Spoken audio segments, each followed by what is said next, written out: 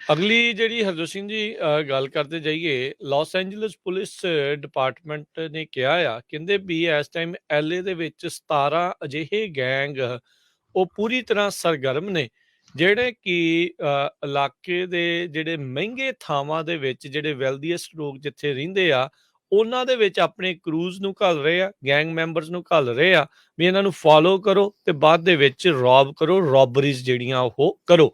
ਕਹਿੰਦੇ ਵੀ ਦਰਜਨ ਤੋਂ ਵੱਧ ਲਾਸ ਐਂਜਲਸ ਦੇ ਜਿਹੜੇ ਗੈਂਗਸ ਆ ਇਹ ਹੁਣ ਵੈਲਦੀਐਸਟ ਰੈਜ਼ੀਡੈਂਟਸ ਦੇ ਨੂੰ ਟਾਰਗੇਟ ਕਰ ਰਹੇ ਆ। ਕਹਿੰਦੇ ਖਾਸ ਕਰਕੇ ਉਹਨਾਂ ਲੋਕਾਂ ਦੇ ਪਿੱਛੇ ਉਹ ਜਾਂਦੇ ਨੇ ਜਿਹੜੇ ਹਾਈ ਐਂਡ ਵਹੀਕਲਸ ਜਾਂ ਐਕਸਪੈਂਸਿਵ ਜਿਊਲਰੀ ਜਿਨ੍ਹਾਂ ਨੇ ਪਾਈ ਹੁੰਦੀ ਆ। ਬਹੁਤ ਸਾਰੇ ਕੇਸਾਂ ਦੇ ਵਿੱਚ ਕਹਿੰਦੇ ਡਿਜ਼ਾਈਨਰ ਹੈਂਡਬੈਗਸ, ਵਾਚਿਸ ਜਿਨ੍ਹਾਂ ਦੇ ਉੱਤੇ ਡਾਇਮੰਡ ਲੱਗੇ ਹੁੰਦੇ ਆ, ਜਿਨ੍ਹਾਂ ਦੀ ਕੀਮਤ ਹਜ਼ਾਰਾਂ ਹੀ ਡਾਲਰਾਂ ਦੇ ਵਿੱਚ ਹੁੰਦੀ ਆ, ਉਹਨਾਂ ਦੇ ਕੋਲੋਂ ਰੌਬ ਕਰਕੇ ਖੋਹ ਕੇ ਜਿਹੜੇ ਉੱਥੋਂ ਭੱਜ ਜਾਂਦੇ ਨੇ। ਸੋ ਲਾਸ ਐਂਜਲਸ ਪੁਲਿਸ ਡਿਪਾਰਟਮੈਂਟ ਦੀ ਟਾਸਕ ਫੋਰਸ ਆ ਉਹਨਾਂ ਨੇ ਇਹ ਸਿੱਟੇ ਦੇ ਉੱਤੇ ਪਹੁੰਚੀ ਆ। ਕਹਿੰਦੇ ਵੀ ਲਾਸਟ ਈਅਰ ਦੇ ਵਿੱਚ ਇਹ ਆਇਡੈਂਟੀਫਾਈ ਕੀਤਾ ਗਿਆ ਸੀਗਾ ਵੀ ਇੰਨੇ ਜ਼ਿਆਦਾ ਸਰਜ ਕਿਉਂ ਹੋ ਰਿਹਾ, ਵੱਧ ਕਿਉਂ ਹੋ ਰਹੇ ਇਦਾਂ ਦੇ ਜਿਹੜੇ ਕੇਸ।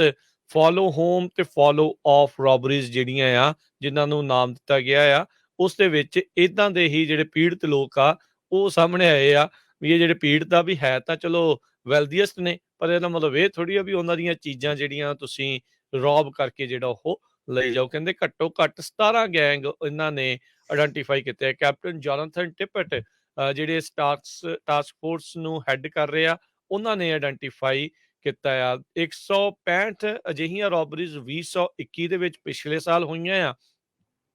2022 ਦੇ ਵਿੱਚ ਆਲਰੇਡੀ ਅਜੇ 3 ਮਹੀਨੇ ਹੋਏ ਆ 56 ਅਜਿਹੀਆਂ ਰੋਬਰੀਜ਼ ਆਲਰੇਡੀ ਹੋ ਚੁੱਕੀਆਂ। ਪਿਛਲੇ ਵੀਕਐਂਡ ਦੇ ਉੱਤੇ ਵੀ ਕਹਿੰਦੇ ਆ ਬਹੁਤ ਜ਼ਿਆਦੀਆਂ ਇਦਾਂ ਦੀਆਂ ਰੋਬਰੀਜ਼ ਹੋਈਆਂ ਸੀਗੀਆਂ। ਸੋ ਸਥਿਤੀ ਜਿਹੜੀ ਆ ਉਹ ਵੱਧ ਤੋਂ ਬੱਤਰ ਜਿਹੜੀ ਉਹ ਬਣਦੀ ਜਾ ਰਹੀ ਆ। ਸਰਵੇਲੈਂਸ ਵੀਡੀਓਜ਼, ਹੋਰ ਐਵੀਡੈਂਸ ਤਾਂ ਇਹਨਾਂ ਦੇ ਕੋਲ ਕਾਫੀ ਇਕੱਠਾ ਹੋਈ ਜਾ ਰਿਹਾ ਆ, ਪਰ ਇਹ ਆ ਵੀ ਅਜਿਹੀ ਚੀਜ਼ ਦੇ ਉੱਤੇ ਕਾਬੂ ਪਾਉਣਾ ਹਾਲ ਦੀ ਘੜੀ ਬੜਾ ਮੁਸ਼ਕਲ ਹੋ ਰਿਹਾ ਆ।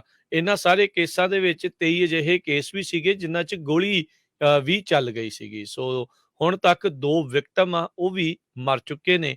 ਇਹ ਜਿਹੜੇ ਰੋਬਰੀ ਹੋਮਿਸਾਈਡ ਡਿਵੀਜ਼ਨ ਦੇ LAPD ਦੇ ਇਨਵੈਸਟੀਗੇਟਰਸ ਆ ਉਹਨਾਂ ਨੇ ਇਸ 'ਚ ਜਾਣਕਾਰੀ ਦਿੱਤੀ ਆ। ਉਹ ਕਹਿ ਰਹੇ ਸੀ ਕਹਿੰਦੇ ਵੀ 34 ਸਾਲ ਹੋ ਗਏ ਆ ਮੈਨੂੰ ਇਸ ਜੌਬ ਦੇ ਉੱਤੇ LAPD ਦੇ ਵਿੱਚ ਕੰਮ ਕਰਦਿਆਂ ਹੋਇਆ, ਪਰ ਅਜਿਹੀ ਚੀਜ਼ ਅੱਜ ਤੱਕ ਉਹਨਾਂ ਨੇ ਆਪਣੇ ਪੂਰੇ ਜਿਹੜੀ ਇਸ ਕੰਮ ਕਰਦੇ ਹੋਏ ਹਿਸਟਰੀ ਦੇ ਵਿੱਚ ਨਹੀਂ ਦੇਖੀ ਹੈਗੀ। ਜੀ ਅਗਲੀ ਜਿਹੜੀ ਹਰਜੋਤ ਸਿੰਘ ਜੀ ਗੱਲ ਕਰਦੇ ਜਾਈਏ ਲਾਸ ਐਂਜਲਸ ਪੁਲਿਸ ਡਿਪਾਰਟਮੈਂਟ ਨੇ ਕਿਹਾ ਆ ਕਹਿੰਦੇ ਵੀ ਇਸ ਟਾਈਮ LA ਦੇ ਵਿੱਚ 17 ਅਜਿਹੇ ਗੈਂਗ ਉਹ ਪੂਰੀ ਤਰ੍ਹਾਂ ਸਰਗਰਮ ਨੇ ਜਿਹੜੇ ਕਿ ਇਲਾਕੇ ਦੇ ਜਿਹੜੇ ਮਹਿੰਗੇ ਥਾਵਾਂ ਦੇ ਵਿੱਚ ਜਿਹੜੇ ਵੈਲਦੀਐਸਟ ਲੋਕ ਜਿੱਥੇ ਰਹਿੰਦੇ ਆ ਉਹਨਾਂ ਦੇ ਵਿੱਚ ਆਪਣੇ ਕਰੂਜ਼ ਨੂੰ ਘੱਲ ਰਹੇ ਆ, ਗੈਂਗ ਮੈਂਬਰਸ ਨੂੰ ਘੱਲ ਰਹੇ ਆ ਵੀ ਇਹਨਾਂ ਨੂੰ ਫੋਲੋ ਕਰੋ ਤੇ ਬਾਅਦ ਦੇ ਵਿੱਚ ਰੌਬ ਕਰੋ, ਰੌਬਰੀਜ਼ ਜਿਹੜੀਆਂ ਉਹ ਕਰੋ। ਕਹਿੰਦੇ ਵੀ ਦਰਜਨ ਤੋਂ ਵੱਧ ਲਾਸ ਐਂਜਲਸ ਦੇ ਜਿਹੜੇ ਗੈਂਗਸ ਆ ਇਹ ਹੁਣ ਵੈਲਦੀਐਸਟ ਰੈਜ਼ੀਡੈਂਟਸ ਦੇ ਨੂੰ ਟਾਰਗੇਟ ਕਰ ਰਹੇ ਆ। ਕਹਿੰਦੇ ਖਾਸ ਕਰਕੇ ਉਹਨਾਂ ਲੋਕਾਂ ਦੇ ਪਿੱਛੇ ਉਹ ਜਾਂਦੇ ਨੇ ਜਿਹੜੇ ਹਾਈ ਐਂਡ ਵਹੀਕਲਸ ਜਾਂ ਐਕਸਪੈਂਸਿਵ ਜਿਊਲਰੀ ਜਿਨ੍ਹਾਂ ਨੇ ਪਾਈ ਹੁੰਦੀ ਆ। ਬਹੁਤ ਸਾਰੇ ਕੇਸਾਂ ਦੇ ਵਿੱਚ ਕਹਿੰਦੇ ਡਿਜ਼ਾਈਨਰ ਹੈਂਡਬੈਗਸ, ਵਾਚਿਸ ਜਿਨ੍ਹਾਂ ਦੇ ਉੱਤੇ ਡਾਇਮੰਡ ਲੱਗੇ ਹੁੰਦੇ ਆ, ਜਿਨ੍ਹਾਂ ਦੀ ਕੀਮਤ ਹਜ਼ਾਰਾਂ ਹੀ ਡਾਲਰਾਂ ਦੇ ਵਿੱਚ ਹੁੰਦੀ ਆ, ਉਹਨਾਂ ਦੇ ਕੋਲੋਂ ਰੌਬ ਕਰਕੇ ਖੋਹ ਕੇ ਜਿਹੜੇ ਉੱਥੋਂ ਭੱਜ ਜਾਂਦੇ ਨੇ। ਸੋ ਲਾਸ ਐਂਜਲਸ ਪੁਲਿਸ ਡਿਪਾਰਟਮੈਂਟ ਦੀ ਟਾਸਕ ਫੋਰਸ ਆ ਉਹਨਾਂ ਨੇ ਇਹ ਸਿੱਟੇ ਦੇ ਉੱਤੇ ਪਹੁੰਚੀ ਆ। ਕਹਿੰਦੇ ਵੀ ਲਾਸਟ ਈਅਰ ਦੇ ਵਿੱਚ ਇਹ ਆਇਡੈਂਟੀਫਾਈ ਕੀਤਾ ਗਿਆ ਸੀਗਾ ਵੀ ਇੰਨੇ ਜ਼ਿਆਦਾ ਸਰਜ ਕਿਉਂ ਹੋ ਰਿਹਾ, ਵੱਧ ਕਿਉਂ ਹੋ ਰਹੇ ਇਦਾਂ ਦੇ ਜਿਹੜੇ ਕੇਸ।